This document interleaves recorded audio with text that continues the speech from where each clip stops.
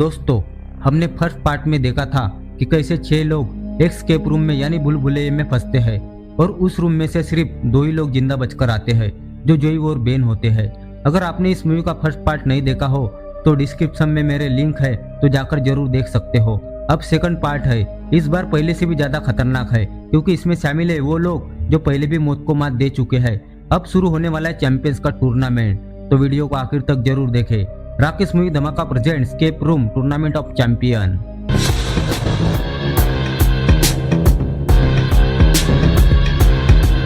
दोस्तों, कहानी की शुरुआत में हमें 2003 का वक्त दिखाया जाता है जहां सोनिया अपनी बेटी क्लेवर के साथ अपने घर पर आती है। तब सोनिया अपने पति हेनरी से कहती है कि मैं अब तुम्हारे लिए और स्केप रूम नहीं बना सकती। वो सब कुछ छोड़कर अपनी बेटी के साथ वहां से जाना चाहती थी। तब हेनरी कहता है कि मैं अब बिजी हूँ, मेरा काम खत्म होने के बाद हम ठंडे दिमाग से बात करेंगे, तब तक तुम नहा क्यों नहीं लेती। यह है क्लेवर जो अपना सामान एक बॉक्स में रख रही होती है। दूसरी तरफ सोनिया जो एक रूम में फंस जाती है, उसे समझ में आ जाता है कि यह सब किया धरा उसके पति का है, इसीलिए वो उस रूम से निकलने के लिए क्लू ढूंढती है। तभी उसे मैग्नेट मिलता है। वो उस मैग्नेट से उस रूम के दरवाजे को खोलने की कोशिश करती है, पर तब तक बहुत देर हो जाती है। फिर उस रूम का टेम्परेचर एकदम से बढ़ जाने की वजह से सोनिया की वहां पर ही मौत हो जाती है। फिर कहानी प्रेजेंट में आती है जहाँ हेनरी जोई के लिए ऐसा ही खतरनाक गेम बना रहा होता है जो प्लेन के अंदर होगा। उस गेम में बचने का चांस सिर्फ 100% में से 4% ही होगा। वो जोई को इसलिए मारना चाहता था क्योंकि जोई उसे और मिनस को एक्सपोज करना चाहती थी। फिर वहां से हेनरी एक कमरे में जाता है, वहाँ क्लेवर भी होती है, वही अपने पिता के लिए अलग अलग गेम बनाकर देती थी। तभी वो हेनरी को कहती है कि अब मैं आपके लिए काम नहीं करूंगी। तभी वहाँ एक आदमी को दिखाया जाता है जो अपने पास एक पेन ड्राइव छुपा कर रखता है। ये बात हेनरी को भी पता नहीं होती। फिर क्लेवर जोई को छोड़ देने के लिए हेनरी से कहती है, लेकिन वो मना कर देता है। दूसरी तरफ जोई और बेन मिनोज के हेडक्वार्टर का पता लगाने के लिए जाने लगते हैं। जब वो प्लेन में बैठने के लिए जाने लगती है तब जोई को अपनी माँ की याद आने लगती है क्योंकि उसकी माँ की मौत प्लेन क्रैश में हुई थी, इसलिए बेन और जोई प्लेन में नहीं बैठते। उसके बाद वो दोनों रोड से जाने का फैसला करते हैं। वो रास्ते में जाते समय एक होटल में रुकते हैं। तब रात को वो रूम अचानक से स्केप रूम की तरह बदलने लगता है और धीरे धीरे बंद होने लगता है, पर यह बेन का सपना होता है। फिर जोई उसे होश में लाती है। फिर अगले दिन वो दोनों उस जगह जाते हैं जहाँ के उसके कोऑर्डिनेटर मिले थे। वो बिल्डिंग पूरी तरह से खाली होती है। तब बेन जोई को वापस चलने के लिए कहता है, लेकिन जोई नहीं मानती। तभी वहाँ एक आदमी आता है। वो कहता है कि मैंने 2 दिन से कुछ नहीं खाया हूँ, हो सके तो मुझे कुछ पैसे दे दो। ये बात सुनकर वो पैसे देने ही वाली थी, तब वो आदमी जोई के गले में जो चेन होती है वो उसे चुरा कर भागने लगता है। उसमें घड़ी लगी होती है जो जोई की माँ की आखिरी निशानी होती है।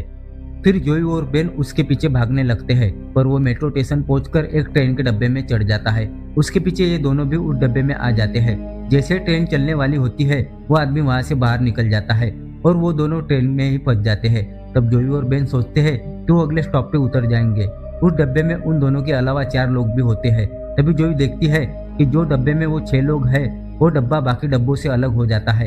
ये देख सभी लोग घबरा जाते हैं क्योंकि जिस डिब्बे में ये लोग रुके थे वो डब्बा चलता ही जा रहा था। ये देख जोई को समझ आता है कि वो लोग फिर से मिनोस के उस गेम में फंस गए हैं। फिर सभी एक दूसरे से बात करते हैं। तब उनको पता चलता है कि जोई और बेन की तरह वो भी इस गेम को खेलकर जिंदा बचे थे।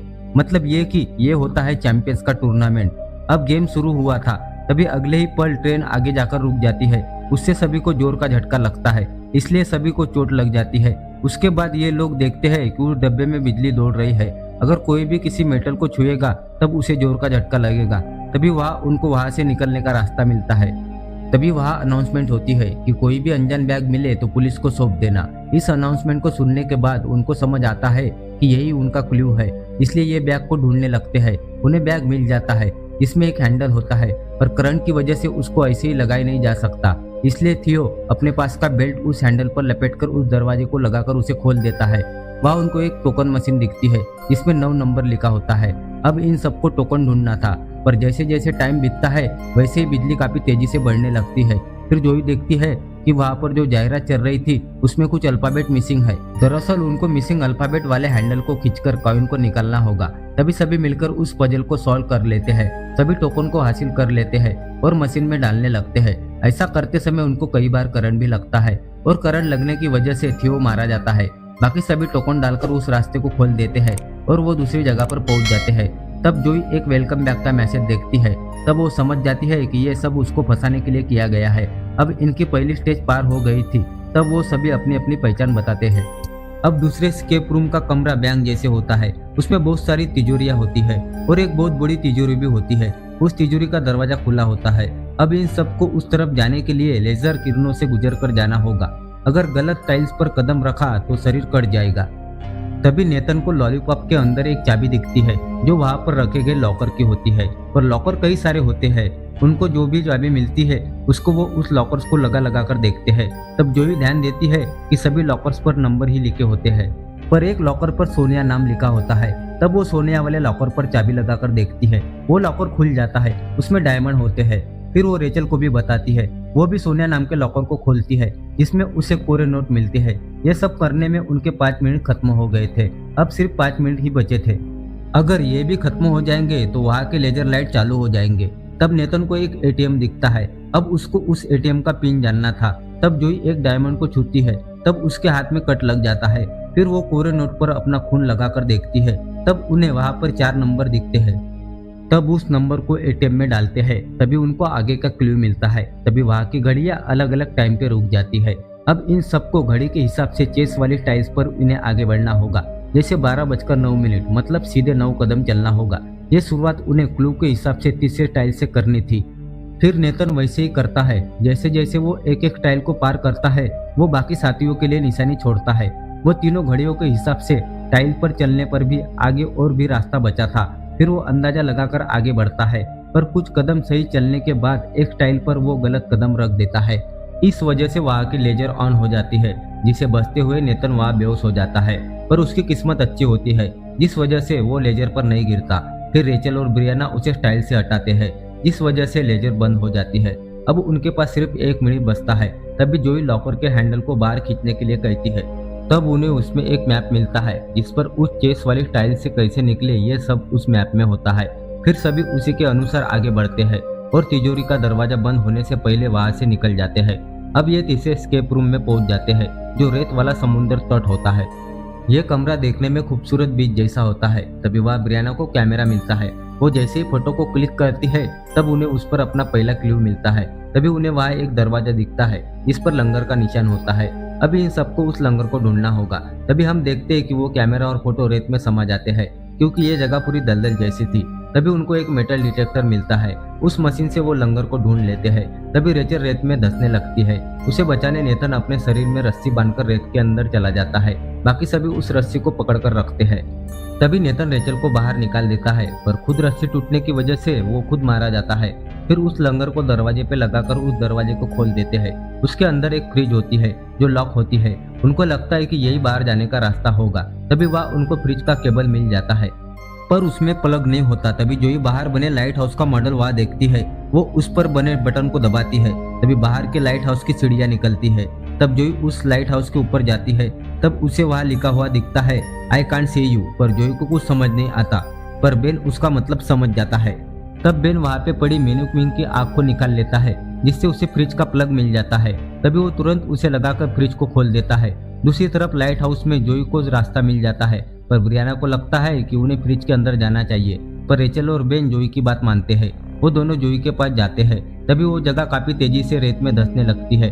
तब बचने के लिए ब्रियाना फ्रिज के अंदर चली जाती है। तभी बेन ऊपर चढ़ते समय गिर जाता है और वो रेत के अंदर धंस जाता है। जोई और रेचल वहां से निकलकर दूसरी जगह पर आ जाते हैं, पर जोई बेन की मौत से बहुत दुखी होती है। फिर वो चौथे कमरे में आ जाते हैं। तभी वो ब्रियाना को भी वहां देखते हैं। फिर ब्रियाना बताती है कि यहाँ पर हर 1 मिनट के बाद एसिड रेन होती है। तभी वहां पर उन्हें एक सेटर दिखता है जिस पे ताला लगा था। अब इन्हें उस ताले की चाबी ढूंढनी थी। वो चाबी उन्हें मिल जाती है और वो सेटर को खोल देते हैं। तभी उन्हें वहाँ थोड़ी जगह मिल जाती है एसिड रेन से बचने के लिए। तभी एसिड रेन शुरू हो जाती है।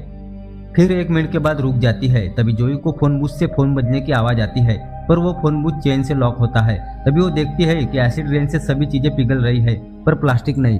तभी जोई एक बोतल में एसिड इकट्ठा करती है ताकि उस चेन को पिघला सके। फिर उस चेन को पिघलाकर फोन बूथ का दरवाजा खोल देती है और फोन को उठाती है, पर दूसरी तरफ कोई नहीं होता। ये सिर्फ टाइम वेस्ट होता है। फिर जोई को समझ आता है कि वो कुछ गलती कर रही है, इसलिए वो बाहर निकलकर क्लू को ढूंढने लगती है।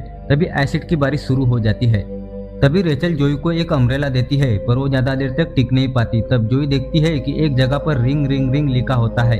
तब जोई रेचल और ब्रियाना को तीसरे रिंग के बाद फोन उठाने के लिए कहती है। जिसको उठाते ही वहां पर एक रखी कार का दरवाजा खुलता है।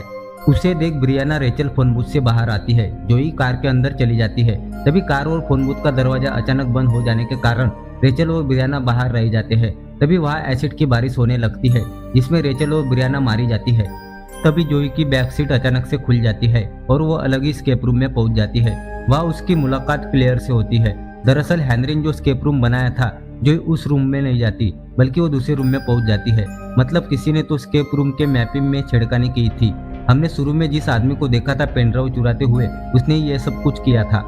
और ये सब क्लेवर का प्लान होता है क्योंकि वो जोई के साथ उस रूम से बाहर निकल सके, क्योंकि जिस रूम में हेनरी ने क्लेवर को रखा था उस रूम को 2 लोग मिलकर ही उस रूम से बाहर आ सकते थे।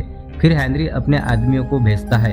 अब हमें ये भी बात पता चलती है कि बेन भी जिंदा होता है।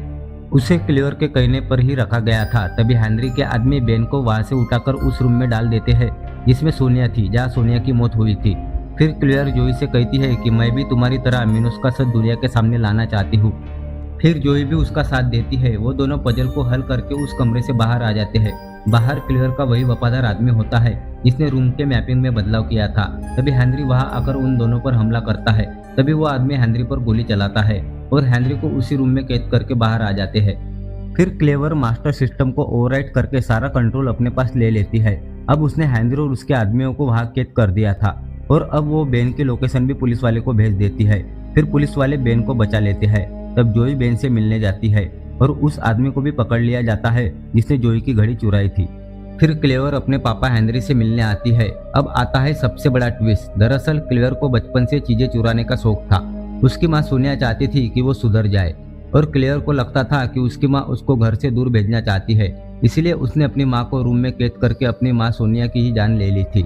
दोस्तों, उसकी जान हेनरी ने नहीं ली थी बल्कि क्लेवर ने ली थी। हेनरी क्लेवर के नेचर को जानता था, इसलिए उसने क्लेवर को एक कमरे में कैद करके रखा था। हालांकि हेनरी के लिए स्केप रूम क्लेवर ही बना कर देती थी।